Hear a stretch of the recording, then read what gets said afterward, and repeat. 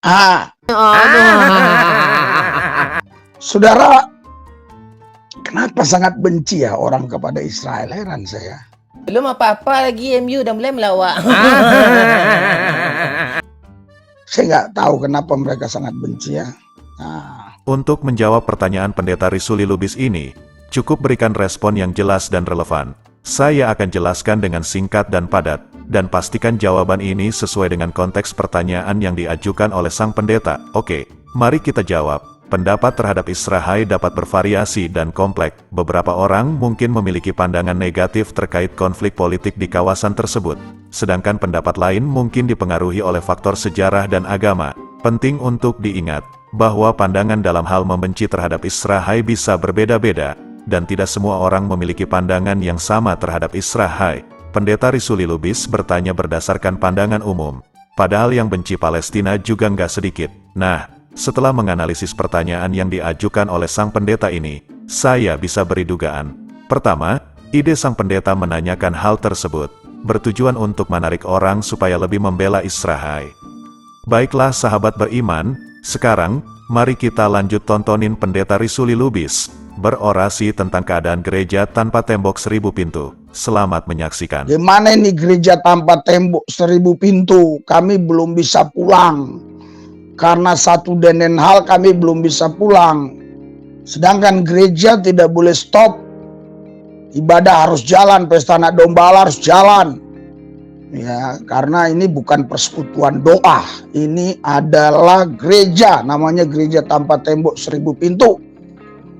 Istri saya bilang, ya sudah, kami siap melayaninya. Wah, saya tanya kepada anak saya yang mendampingi saya ke Bangka Belitung, saya tanya dia gimana ya kalau datang Satpol PP, datang preman-preman, siapa yang bisa nangani ya gitu ya. Pendeta Risuli Lubis merasa khawatir tentang keadaan pasukan nasi bungkus yang beribadah di gereja tersebut. Rasa khawatirnya nggak wajar.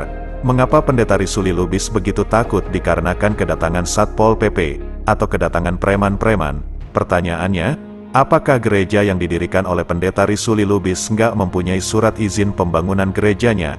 Nah, jika gereja tanpa tembok 1000 pintu tersebut sudah resmi dan ada surat izinnya, mengapa Pendeta Risuli Lubis sangat takut dengan hal-hal yang diungkapkannya itu? Jadi penasaran nih, apakah Pendeta Risuli Lubis sudah mengajukan izin terkait pembangunan gereja di situ? Atau, jangan-jangan, Pendeta Risuli Lubis hanya mengklaim bahwa tanah tersebut adalah miliknya? Mungkin hanya itu dugaan yang bisa saya paparkan.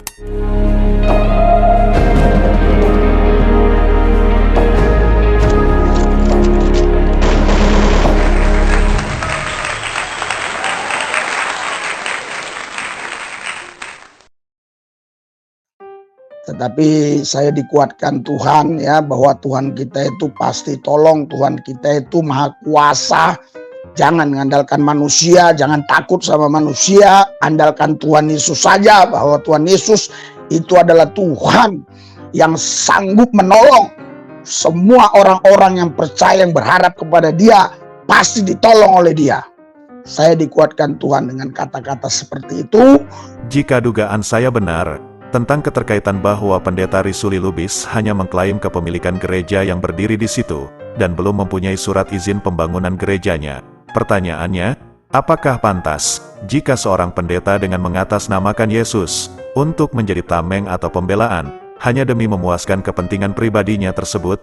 Apakah perbuatan sang pendeta dibenarkan jika dilihat dari sudut pandang ajaran Kristen dan sebagai warga Indonesia? Dan dugaan yang saya paparkan tersebut bukan asal-asalan, tetapi berdasarkan rasa khawatir Pendeta Risuli Lubis yang takut jika ada Satpol PP yang datang menghampiri, dan takut akan kedatangan preman-preman di tempat tersebut. Selain itu, dugaan yang berdasarkan hukum kepemilikan tanah, dan surat izin pembangunan rumah ibadah di negeri tercinta ini, yaitu Indonesia. Kesimpulannya, mana mungkin rasa khawatir itu muncul, jika sesuatu yang didirikannya tersebut sudah resmi berdasarkan hukum terkait pembangunan rumah ibadah. Nah, jika memang belum ada surat izin pembangunan rumah ibadah di tempat tersebut, berarti ya wajar kalau Pendeta Risuli Lubis sangat takut dengan kedatangan Satpol PP dan para preman-preman. Woi fans MU ngomong dong, senggol dong gitu. Dahsyat kan? Jadi bukan dia mengajarkan ini kebenaran, itu kebenaran, itu kebenaran, ini kebenaran, tapi dia sendiri yang berkata, aku kebenaran, aku kebenaran. Astaga. Nabi mana yang berani ngomong begitu? Nggak ada. Hanya Yesus yang berani ngomong gitu, karena dia bukan hanya sekedar nabi. Nah, baru kali ini Pendeta Risuli Lubis yakin bahwa Yesus itu adalah nabi yang bukan sekedar nabi.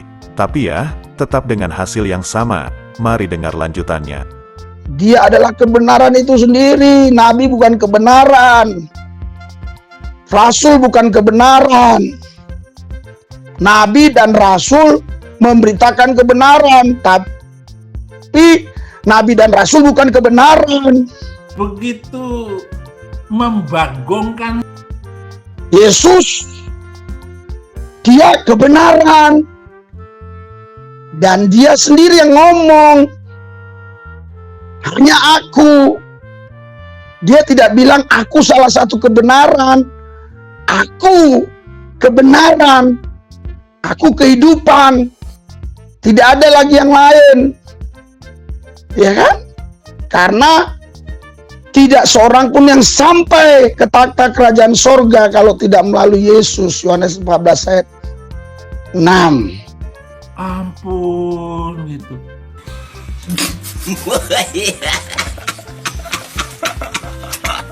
Waduh, baru kali ini saya mendengar ada pendeta bahwa nabi dan rasul itu bukan kebenaran. Padahal nabi-nabi dianggap sebagai pembawa pesan dari Allah, dan mereka membimbing umat manusia menuju kebenaran dan ketaatan kepada Tuhan.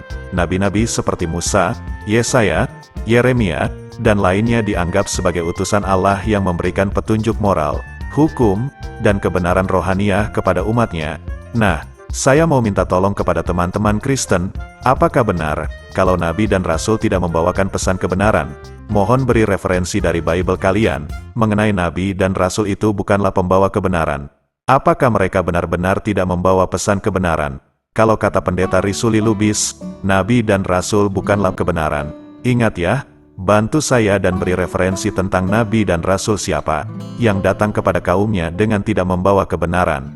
Puji Tuhan. Lihatlah pelayanan di sini kan luar biasa. Kita doakan. Ini saudara, sudah 5 tahun pelayanan di sini. Dulu ini semua 95% Bani Kedar Nebayot. Puji Tuhan dengan pelayanan kita, mereka percaya Yesus, dibaptis, dan selama 5 tahun kurang lebih ada 1.000 orang. Semua itu nongseng kalau kata orang Belanda, ya nggak? Silih berganti. Dengan kata lain begini, sudah percaya Yesus, ya kan, dapat mujizat, dapat pekerjaan di Karawang, di Depok, di Bogor. Akhirnya mereka bekerja di sana, tidak ikut ibadah di sini lagi. Tapi Tuhan kirimkan lagi. Ini kan lelucon sudah basi. Nah, saudara, ini bukan hoax, ini nyata. Makanya nggak takut saya digoreng-goreng oleh pihak-pihak tertentu. Selama 5 tahun 1.000 orang, ya silakan aja dicek, bisa dicek. Anda datang ya, tanya, udah berapa lama kamu di sini ya? Iya. Yang sudah pergi dari sini berapa orang gitu ya? Nggak terhitung saudara, banyak. Namanya ini gereja Tambah Tembok 1.000 pintu, ini nggak ada asernya, nggak ada penerima tamunya. Ini pintunya 1.000, bagaimana pakai penerima tamu? Tidak ada. Nah, tapi kebenaran ditinggikan, dia tarik orang datang kepadanya. Ada yang bilang kristenisasi, nah itu orang kurang 1 on. Kenapa? Dia nggak tahu parameter definisi kristenisasi. Kristenisasi itu adalah seseorang yang mempengaruhi orang lain dengan cara-cara tertentu untuk membawa orang itu mengikut atau menjadi agama Kristen. Sedangkan kita tidak bagi selebaran, kita tidak undang orang, kita tidak buat baliho seperti cawapres, tetapi orang datang kemari ditarik Roh Kudus. Karena Karena kita meninggikan Yesus.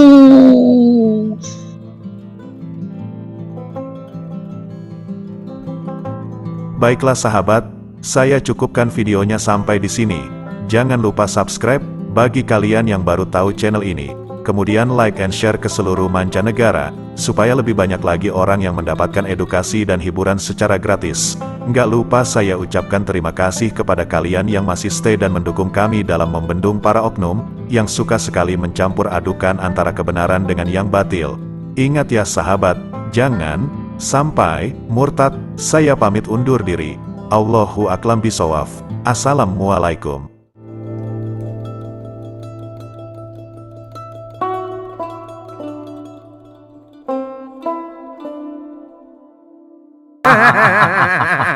Kok bisa gini sih?